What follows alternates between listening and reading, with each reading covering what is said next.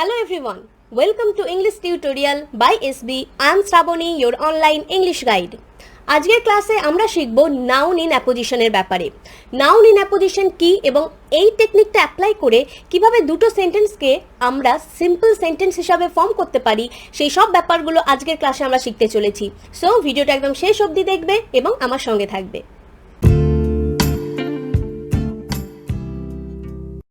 Noun in apposition কি এটা জানার আগে আমাদেরকে জানতে হবে সিম্পল সেন্টেন্সটা কি, কারণ নাউন ইন অ্যাপোজিশন দিয়ে মেনলি আমরা সিম্পল সেন্টেন্সই ফর্ম করি। তো ফার্স্টে আমরা জানবো what is simple sentence. Simple সেন্টেন্সটা কি? A single independent clause. কেন এটাকে আমরা সিঙ্গল ইন্ডিপেন্ডেন্ট ক্লজ বলছি? কারণ সিম্পল সেন্টেন্সে একটাই মাত্র সাবজেক্ট থাকে, only one subject is there, এবং একটাই ভার্ব থাকে এবং ভার্বটা কি? Finite verb. ফাইনাইট ভার্ব কোনগুলোকে আমরা বলি?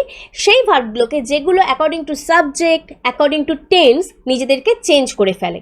ঠিক আছে? আর কি? আ কমপ্লিট থট, মানে একটা মিনিংফুল হবে সেন্টেন্সটা। তাহলে সিম্পল সেন্টেন্স আমরা কোনগুলোকে বলবো? যেখানে একটাই মাত্র সাবজেক্ট থাকবে, একটাই মাত্র ভার্ব থাকবে এবং যার একটা মানে থাকবে। চলো কিছু এক্সাম্পল দেখে নিই, মানে কি ধরনের সেন্টেন্সগুলোকে আমরা সিম্পল সেন্টেন্স বলি। The train was late. এখানে দেখো ট্রেনটা হলো সাবজেক্ট, ওয়াজটা হলো ভার্ব, এবং এই সেন্টেন্সটার কিন্তু একটা মানে আছে। এখানে কিন্তু অন্য কোনো সাবজেক্ট বা ভার্ব নেই, একটাই সাবজেক্ট একটাই ভার্ব। পরের সেন্টেন্সটা দেখো, I am waiting for you. আইটা এখানে সাবজেক্ট এবং অ্যামটা ভার্ব, এবং দেখো এইখানে কিন্তু আই অনুযায়ী মানে সাবজেক্ট অনুযায়ী কিন্তু ভার্বটা বসেছে, তাই এটাকে আমরা ফাইনাইট ভার্ব বলি। ঠিক আছে? I am waiting for you. দেখো এই সেন্টেন্সটারও কিন্তু একটা মানে আছে। তাহলে সিম্পল সেন্টেন্স কি এবার তোমাদের কাছে ক্লিয়ার হলো, যেখানে একটাই মাত্র সাবজেক্ট, একটা মাত্র ভার্ব থাকবে এবং একটা কমপ্লিট থট থাকবে, এবং সেই জন্যই একে সিঙ্গল ইন্ডিপেন্ডেন্ট ক্লজ বলা হচ্ছে। ঠিক আছে? আর একটা এক্সাম্পল দেখো, দে ওন দ্য ম্যাচ। তারা ম্যাচটা জিতেছিল। ঠিক আছে? তো আমরা জেনে গেলাম এখন সিম্পল সেন্টেন্সটা কি। এবার আমরা জানবো নাউন ইন অ্যাপোজিশনের ব্যাপারে। নাউন ইন অ্যাপোজিশনটা কি? নাউন মানে তো আমরা সবাই জানি একটা নাম, মানে গ্রুপ অফ নেমস হতে পারে, name of person, name of place, name of things হতে পারে। আর অ্যাপোজিশন এই ওয়ার্ডটার মানে হচ্ছে পাশাপাশি, মানে সাইড বাই সাইড। ওকে, চলো এবার দেখে নিই নাউন ইন অ্যাপোজিশনটা কি। When we use two noun groups or phrases, যখন আমরা দুটো নাউনের গ্রুপ ব্যবহার করি বা ফ্রেজ ব্যবহার করি, টুগেদার একসাথে, অর সাইড বাই সাইড বা পাশাপাশি। আমি অ্যাপোজিশন মানেই তোমাদেরকে আগে বললাম যে অ্যাপোজিশন মানে পাশাপাশি, তাই তো? Referring to the same person, এবং যে দুটো নাউন বা যে দুটো নাউনের গ্রুপ বা ফ্রেজ ব্যবহার করব পাশাপাশি, সেই নাউন দুটো কিন্তু সেম পারসন, একজন পারসনকেই বোঝাবে, বা থিং একই জিনিসকে বোঝাবে, উইদাউট এনি কনজাংশন। এবং এই দুটো নাউনকে যে আমরা জুড়বো, আমরা কিন্তু কোনো কনজাংশন দিয়ে জুড়বো না। মানে কনজাংশন কোনগুলো? And, but, or. অ্যাপোজিশন মানে কি এটা যদি তোমাদের মাথায় থাকে তাহলে এই টেকনিকটা তোমাদের আর গোলাবে না। অ্যাপোজিশন মানে সবসময় মনে রাখবে সাইড বাই সাইড। তাহলে যখন দুটো নাউনের গ্রুপ বা নাউন ফ্রেজকে আমরা পাশাপাশি রাখবো, পাশাপাশি বসাবো উইদাউট এনি কনজাংশন, এবং সেই দুটো নাউন যখন একটাই পারসন বা একটাই থিংকে রেফার করবে, বোঝাবে, তখন আমরা সেইটাকে বলবো নাউন ইন অ্যাপোজিশন।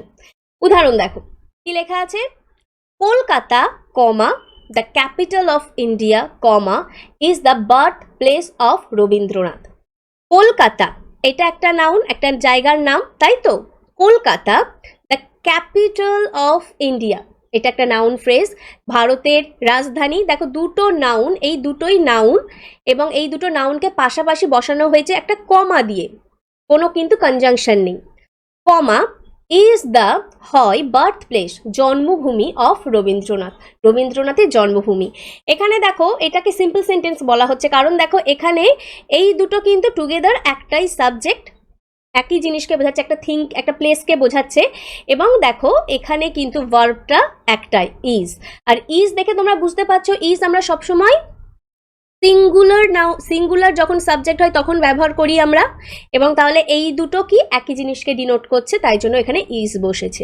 আর একটা এক্সাম্পল দেখো, mister Paul, comma, the math teacher of my school, comma, came to the party.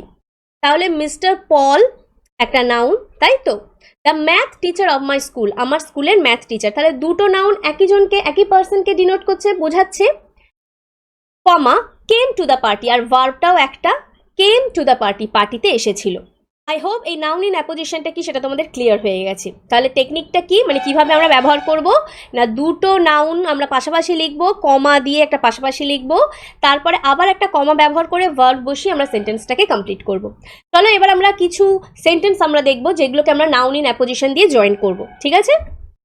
দেখো ফার্স্টেরটা কি আছে, Akbar was the empire of India, ঠিক আছে? একটা sentence. He founded Fatehpur Sikri. তাহলে এই সেন্টেন্সটাকে আমরা কিভাবে জয়েন করব, দেখো নাউন ইন অ্যাপোজিশন অ্যাপ্লাই করে। Akbar comma the empire of India, ভারতের রাজা, এই দুটো কাকে ডিনোট করছে, কাকে বোঝাচ্ছে, আকবরকে বোঝাচ্ছে, আকবর যে ভারতের রাজা ছিল, ঠিক আছে? কমা ফাউন্ডেড ফতেপুর সিক্রি, ফতেপুর সিক্রির প্রতিষ্ঠাতা ছিলেন। খুবই সহজ, জাস্ট আমার সাথে তোমরা প্র্যাকটিস করতে থাকো, তাহলেই তোমাদের ক্লিয়ার হয়ে যাবে। পরেরটা দেখো কি আছে, the Quran is the most sacred religious book of the Musalmans, it was revealed to Muhammad. তাহলে এইখানে প্রথমে আমরা দেখব যে কোন দুটো নাউন ফ্রেজ বা নাউনের গ্রুপ একই জিনিসকে ডিনোট করছে। ফার্স্ট দেখো দ্য কোরআন, তাই তো? এটা একটা বিখ্যাত ধর্মগ্রন্থ, এইটা and the most sacred religious book of the Musalmans, এইটাও কিন্তু একটা নাউন ফ্রেজ। তাহলে সেন্টেন্সটা কি হবে, the Quran comma the most sacred religious book of the Musalmans comma was revealed to Muhammad, ঠিক আছে?